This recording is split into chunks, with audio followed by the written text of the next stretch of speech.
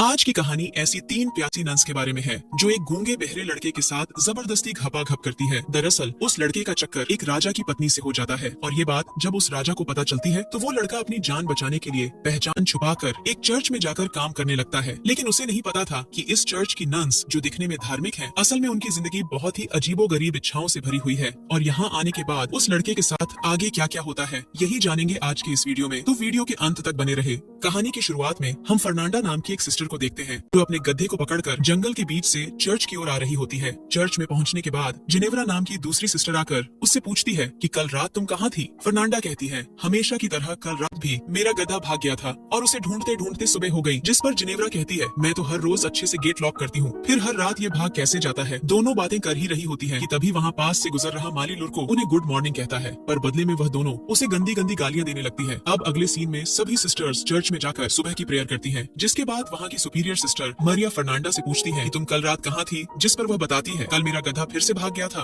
और मैं उसे ही पकड़ने गई थी। ये सुनकर सिस्टर मरिया कुछ नहीं कहती। दूसरी तरफ हम एलेक्जेंड्रा नाम की एक और सिस्टर को देखते हैं जो अपने कमरे में बैठकर सिलाई कर रही होती है। वो बहुत उदास थी क्योंकि वो चर्च में नहीं रहना चाहती थी और बाहर जाकर अपनी जिंदगी को अच्छे से जीना चाहती थी। अगले दिन उसके पापा इलेरियो उससे मिलने आते हैं। वो कहते हैं कि उसके लिए लड़का नहीं मिल रहा है, लड़के वाले काफी ज्यादा दहेज मांग रहे हैं। इस पर एलेक्जेंड्रा कहती है कि अगर वो चर्च में डोनेशन देना कम कर दे तो दहेज के पैसों का बंदोबस्त हो सकता है, लेकिन उसके पिता साफ मना कर देते हैं। ये सुनकर एलेक्जेंड्रा बहुत दुखी हो जाती है। अगले दिन हम तीनों सिस्टर्स को एक साथ देखते हैं जो अपने कपड़ों को ले जा रही होती हैं। एलेक्जेंड्रा अपने पापा से की गई बातचीत दोनों सिस्टर्स को बताती है, जिसे सुनकर वो भी दुखी हो जाती है। तभी वो वहाँ लुड़कों को देखते हैं जो कुछ काम करते हुए उन्हें अजीब नजरों से देख रहा था, पर ऐसा करते हुए देखकर वो तीनों उस पर भड़क जाती है और उसको गंदी गंदी गालियां देने लगती है और अपने दिल की भड़ास निकालने के लिए अंदर आकर उसका सामान फेंकने लगती है। और इतने से भी उनका मन नहीं भरता तो वो उसकी पिटाई भी कर देती है। दूसरी तरफ हम इस चर्च के फादर टोमासो को देखते हैं जो सिस्टर्स के बनाए हुए कपड़ों को बाजार लेकर जाने के लिए निकलते हैं। रास्ते में लुड़को उनसे मिलता है और कहता है, अब मैं इस चर्च में काम नहीं करना चाहता क्योंकि उन तीनों सिस्टर ने उसका जीना मुश्किल कर दिया था। इस पर फादर उसे समझाते हैं कि अब आगे से ऐसा कुछ नहीं होगा, पर लुड़को की उन तीनों सिस्टर से फट चुकी होती है और वह वहाँ से चला जाता है। इसके बाद हम चर्च से कुछ मील दूर एक घर में लॉर्ड ब्रूनो नाम के एक जमींदार आदमी को देखते हैं जो कि अपनी बीवी फ्रांसिस्का के साथ बैठकर डिनर कर रहा होता है। वो अपनी बीवी को अपने काम के बारे में बता रहा होता है पर उसकी बीवी का ध्यान तो पास में खड़े उसके नौकर मसेटो की तरफ होता है और मसेटो भी अपनी मालकिन को देख रहा होता है। दोनों के बीच में नैन मटक्का चल रहा होता है।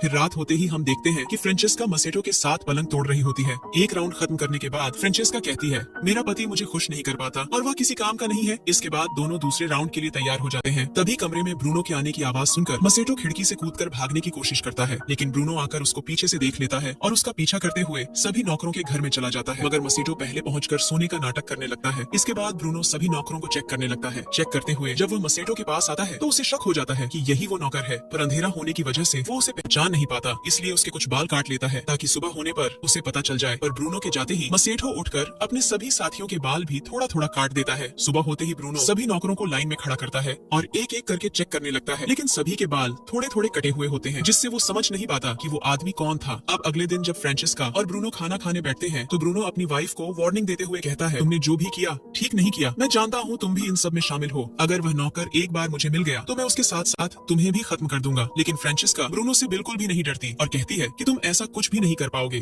फिर आगे हम मसेटो को काम करते हुए देखते हैं और वहाँ फ्रांसिस्का का भी होती है जो मसेटो के पास आती है और उसके साथ जबरदस्ती अपनी प्यास बुझाने की कोशिश करने लगती है। लेकिन इस बार दूर से ब्रूनो उन्हें देख लेता है और गुस्से में आकर अपने आदमियों से कहता है, मसेटो ने भी देख लिया था कि ब्रूनो ने सब कुछ देख लिया है, इसलिए वो अपनी जान बचाने के लिए वहाँ से भागना शुरू कर देता है और ब्रूनो के आदमी भी उसके पीछे पड़ जाते हैं, लेकिन वो उसे पकड़ नहीं पाते। जंगल से होते हुए भागते भागते बहुत दूर जाने के बाद मसेटो फादर टोमासो को देखता है। फादर ने बाजार के रास्ते में थोड़ा वाइन पी लिया था और नशे की वजह से उनकी गाड़ी उलट गई थी और सारे कपड़े भी नदी में बह रहे थे। मसेटो ये देखकर फादर की मदद करता है और सारे कपड़े फिर से इकट्ठा कर देता है। इससे फादर बहुत खुश होते हैं और जब उन्हें पता चलता है कि मसेटो का कोई घर नहीं है तो वे उसे अपने साथ चर्च में ले आते हैं। फादर उसे कुछ खाने के लिए देते हैं और कहते हैं कि चर्च में तुम्हें गूंगा बहरा बनकर रहना पड़ेगा, नहीं तो चर्च की सिस्टर्स तुम्हें बहुत परेशान करेंगी। अब अगले दिन सुबह फादर मसेटो को सिस्टर मारिया से मिलवाते हैं और कहते हैं कि मैं एक आदमी को लाया हूँ पर ये गूंगा बहरा है। ये सुनकर मारिया भी उसे काम पर रख लेती है। अब उसी दिन से मसेटो काम पर लग जाता है, पर सिस्टर एलेसेंड्रा और फर्नांडा को नहीं पता था कि मसेटो को काम पर रखा गया है। तो फर्नांडा उसे अनजान आदमी समझकर भागते हुए उसके पास आती है और एक कुल्हाड़ी से डराकर उससे पूछने लगती है, तो कौन हो? तभी सिस्टर एलेसेंड्रा जल्दी से मारिया को लेकर आती है और मारिया आकर उन्हें बताती है कि ये उनका नया माली है जिसका नाम मसेटो है और ये गूंगा बहरा है। फिर मारिया की बात सुनकर फर्नांडा उसे छोड़ देती है। इसके बाद एलेक्जेंड्रा को एक बूढ़ी नन के साथ कपड़े बनाने का काम करते हुए देखते हैं, पर इस दौरान उससे कपड़े बनाने की फ्रेम टूट जाती है तो उसे ठीक करवाने के लिए वो मसेटो के पास जाने लगती है। पर तभी सिस्टर जिनेवरा जिनेवरा एलेक्जेंड्रा को जाते हुए देख लेती है और छिपकर उस पर नजर रखने लगती है। एलेक्जेंड्रा मसेटो से वो फ्रेम ठीक करने के लिए कहती है, जिसे मसेटो ठीक करने लगता है। लेकिन एलेक्जेंड्रा यहाँ अपने दिल की भड़ास निकालने लगती है कि वो यहाँ नहीं रहना चाहती और न ही सिलाई का काम करना चाहती है। वो यहाँ से बाहर निकलकर अपनी जिंदगी को अच्छे से जीना चाहती है, क्योंकि एलेक्जेंड्रा भी ये अच्छी तरह से जानती थी कि मसेटो कुछ नहीं सुन पाएगा और न ही किसी से कुछ कह पाएगा। इसके बाद रात के समय मसेटो के कमरे में फादर आते हैं और उससे पूछते हैं कि आज का दिन कैसा गया, क्योंकि यहाँ की सिस्टर्स थोड़ी झगड़ेलू हैं, जिससे काम करना थोड़ा मुश्किल हो सकता है। पर मसेटो कहता है, सच में काफी झगड़ेलू है, लेकिन मैं अपना काम संभाल लूंगा। अब फादर उससे कहते हैं कि तुम उनके सामने गूंगा बहरा बने रहना, जिससे वो तुमसे ज्यादा उलझेंगी नहीं। वहीं फर्नांडा अपने कमरे में कुछ पढ़ रही होती है, तभी उसकी खिड़की में कोई पत्थर फेंकता है तो वो खिड़की खोलकर देखती है उसकी बचपन की फ्रेंड मार्ता उससे मिलने आई है। इसके बाद दोनों एलेक्जेंड्रा के कमरे में जाती हैं और तीनों मिलकर वाइन पीने लगती हैं। कुछ देर में वहाँ सिस्टर जिनेवरा भी आ जाती है और सभी मिलकर मजे करने लगते हैं। मार्ता उन्हें लड़कों के बारे में कई सारी बातें बताने लगती है कि एक जड़ी बूटी है जिसे एक खास तरीके से इस्तेमाल करके लड़कों को आकर्षित किया जा सकता है। और ये सब सुनते हुए बाकी तीनों भी बहुत मजे लेती हैं। अगले दिन मसेटो जब काम कर रहा होता है तब एलेक्जेंड्रा वहाँ आती है और मसेटो से कहती है, मैंने तुम्हारे लिए ये रुमाल बनाया है। फिर वो रुमाल से मसेटो के पसीने पोंछने लगती है और पास बैठकर उससे बातें करने लगती है। दरअसल पिछली रात मार्ता के साथ रोमांटिक बातों को सुनने के बाद उसके मन में बुरे ख्यालात आ गए थे, इसलिए वो बात करते करते अचानक उसे किस कर लेती है, जिससे मसेटो भी इस चांस को बिना गंवाए वहीं पर उसके साथ मजे लेने लगता है। लेकिन तभी चर्च की घंटी बजने से मसेटो घबरा जाता है और एलेक्जेंड्रा भी जल्दी से खुद को संभालकर चर्च में प्रेयर करने चली जाती है। अगले सीन में जिनेवरा और फर्नांडा कपड़े धो रही होती है, तभी वहाँ एलेक्जेंड्रा आती है जो बहुत खुश नजर आ रही थी। फर्नांडा पूछती है, तुम यहाँ क्या कर रही हो और तुम्हारे कपड़े इतने गंदे कैसे हो गए, जिस पर वो कहती है कि मैं उस नए माली के साथ उसके कामों में हाथ बटा रही थी। ये सुनकर उन दोनों को यकीन नहीं होता, क्योंकि एलेक्जेंड्रा कोई भी काम नहीं करती थी। फर्नांडा काफी शातिर थी, वो समझ चुकी थी कि एलेक्जेंड्रा जरूर कुछ छिपा रही है। फिर आगे हम फर्नांडा और मार्ता को जंगल में देखते हैं, जो उस जड़ी बूटी को खोजती है। फिर वो उस जड़ी बूटी को उबालकर एक लिक्विड तैयार करती है, जिसके बाद मार्ता फर्नांडा की आंखों में उस लिक्विड की 2 बूंद डालती है और फिर उसकी उंगली में कट लगाकर थोड़ा खून लेकर उसके गालों पर लगाती है। इसके बाद फर्नांडा और मार्ता मसेटो के कमरे में जाती है, जहाँ फर्नांडा उसे चाकू दिखाकर डराती है। फिर दोनों मिलकर मसेटो को अपनी तरफ आकर्षित करने की कोशिश करने लगती है। मसेटो को ये सब अजीब लगता है कि ये उसके साथ क्या कर रही हैं, पर धीरे धीरे वो भी अपना कंट्रोल खो देता है, जिसके बाद तीनों मिलकर मजा लेते हैं। फिर अपना काम खत्म होने के बाद दोनों घर से बाहर आ जाती हैं। अगली सुबह मसेटो एलेक्जेंड्रा के कमरे में जाता है और दोनों फिर से घपाघप करते हैं, पर इसी बीच सिस्टर बायोला कमरे में आ जाती है, जिसे वह पहले नोटिस नहीं कर पाते। पर बायोला के आ जाने से दोनों घबरा जाते हैं और एलेक्जेंड्रा खुद को ठीक करते हुए बायोला की मदद करने लगती है और मसेटो बिस्तर के नीचे छिप जाता है। बाद में मसेटो बिना कोई भी आवाज किए खिड़की से निकल जाता है। अगले दिन सांड्रा मसेटो के कमरे में आती है और उससे पूछती है कि उसने झूठ क्यों बोला कि वो गूंगा है। इतने में जिनेवरा के आने की आवाज सुनकर एलेक्जेंड्रा एक कोने में जाकर छिप जाती है और मसेटो सोने का नाटक करने लगता है। जिनेवरा जड्डी बूटी के नशे में मसेटो के पास आकर चिपकने लगती है और अजीब अजीब हरकतें करने लगती है। लेकिन फर्नांडा के आने की आवाज सुनकर वो भी जाकर छिप जाती है, जहाँ पहले से एलेक्जेंड्रा थी, और एक दूसरे को देखकर दोनों चौंक जाते हैं। इसके बाद फर्नांडा कमरे में आती है और चाकू से डराकर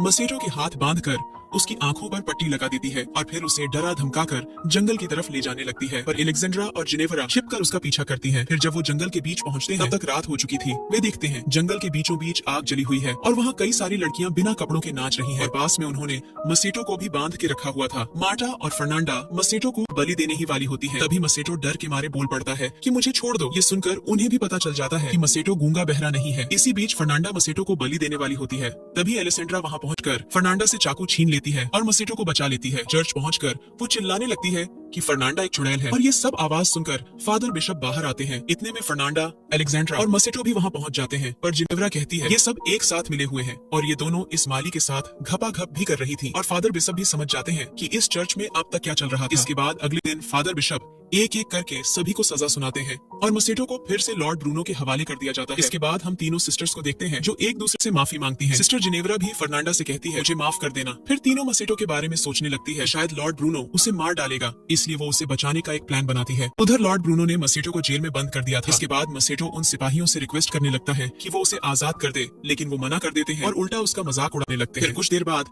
एक कछुए पर जलती हुई मोमबत्ती देखकर सिपाही उसके पीछे पीछे चले जाते हैं। असल में उस कछुए को सिस्टर्स ने छोड़ा था और उनके जाते ही तीनों सिस्टर्स आकर मसेटो को बाहर निकाल लेती हैं और उसकी जगह एक पुतला रखकर मसेटो को सिस्टर्स के कपड़े पहना देती है। फिर उसे लेकर जंगल की तरफ भागने लगती है और इसी के साथ कहानी यहीं पर खत्म हो जाती है। तो दोस्तों, ये थी द लिटिल हॉर्स 2017 की कहानी। मुझे उम्मीद है कि आपको इस फिल्म का ये एक्सप्लेनेशन पसंद आया होगा। अगर आपको ये वीडियो अच्छा लगा तो वीडियो को लाइक करें, चैनल को सब्सक्राइब करें और कमेंट्स में बताएं कि आपको ये फिल्म कैसी लगी। हम मिलते हैं अपने अगले वीडियो में एक और जबरदस्त फिल्म के एक्सप्लेनेशन के साथ।